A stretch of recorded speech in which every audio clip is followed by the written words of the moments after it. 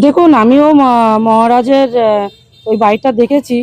আর উনি আমাদের যে ওই রেখা পাত্র মুখ্যমন্ত্রীর আমার যে জমিটাকে দখল করে রেখেছে, বাড়িটাকেও জনতার দখল করে দরবারেও রেখেছে। গিয়েছেন নাকি এই বিষয় নিয়ে। আপনারা জানেন যে আমার পা ভেঙে যাওয়ার জন্য আমি 1 মাসেরও অধিক, আজকের এই 1-1.5 মাস হতে যাচ্ছে, আমি বিধানসভায় যেতে পারিনি। এবং উনি আমাকে ফোন করেছিলেন একদিন যে আমাদের ঘর ভাড়াটা মেটান, 2 মাসের ঘর ভাড়া। এবার ওনাকে আমি বললাম যে আমি ঘর ভাড়াটা আপনাকে যত সম্ভব আমি দেওয়ার চেষ্টা করছি। আর আমি তো এখনো তো বিধানসভার কাগজপত্র জমা দিতে পারিনি, অতএব আমার মায়নাটা এখনো ঢোকেনি। ঢুকলে আমি দিয়ে দেবো, আপনার খুব তাড়াতাড়ি, আপনার চিন্তা নেই। আমরা তো ছেড়ে পালিয়ে যাচ্ছি না। কিন্তু উনি যে কথাটা বলছেন যে ওনাকে নাকি 1.5 কোটি টাকার বিষয়, একটা ঘরটার বিষয় তুলছে, যে উনি আমাকে প্রপোজালটা দিয়েছিলেন যে 1.5 কোটি টাকায় আমার বাড়িটা কিনে নাও। আমি খাই লোকের বাড়ি পরিচালিকার কাজ করে। সেইখান থেকে আমাদের এখন বর্তমান মুখ্যমন্ত্রী আমাকে আজকে পার্টিতে নিয়ে এসে আজকে একটা আন্দোলন থেকে তুলে এনে আমাকে একটা জায়গা করে দিয়েছেন।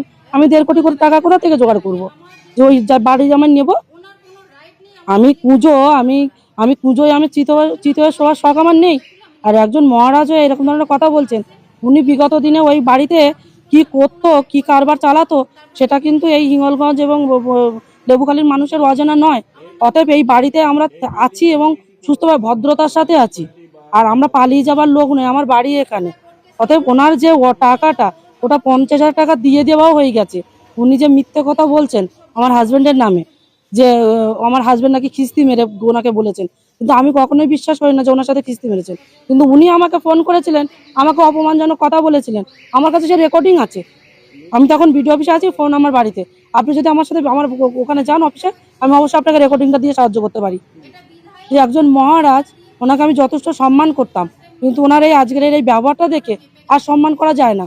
একটা গেস্ট হাউস, যেটাকে আমরা পার্টি অফিস হতে ভারতীয় জনতা পার্টির একটা মন্দির গড়ে তুলেছি, সেই মন্দিরে উনি বিগত দিনে যে নোংরামিটা করতেন, এবং উনি ভাড়া দিয়ে সেখানে বাইরে থেকে, মানে কি বলবো, একটা র্যাকেট চালাতেন ওখানে।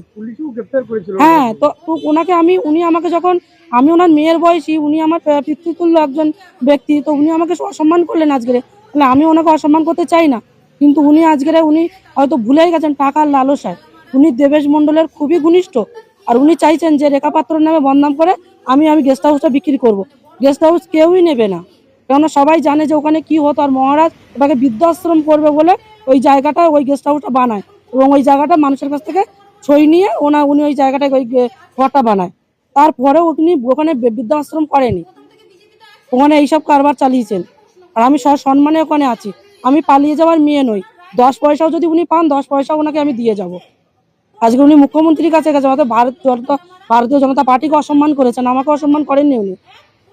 কারণ আমি গরিব মানুষ, উনি ভালো করেই জানেন। ওনাকে আমি বারবার বলেছি যে আপনি জানেন মহারাজ যে আমার তো সে সমর্থ নেই, অতএব আমি আপনার টাকাও আমি মেরে খাবো না।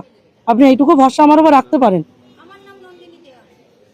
মানুষ টাকার লালসায় কতটা নিচে নামতে পারে, সেই দিক থেকে আমি গর্বিত যে আমি এই টাকার লালসাটা আমার মনে নেই। একজন মহারাজ, একজন সাধু সন্ত হয়ে এত লালসা ভালো না। আমি বলতাম না, কথাটা বাধ্য হয়ে বললাম। যদি আমার ভুল হয় সবাই আমাকে ক্ষমা করবেন।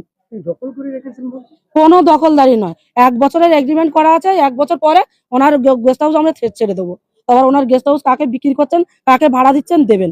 আর ওই জায়গায় বৃদ্ধাশ্রম করবে বলেছেন, আমি দাঁড়িয়ে থেকে ওখানে বৃদ্ধাশ্রম করে দিয়ে যাবো। ওখানে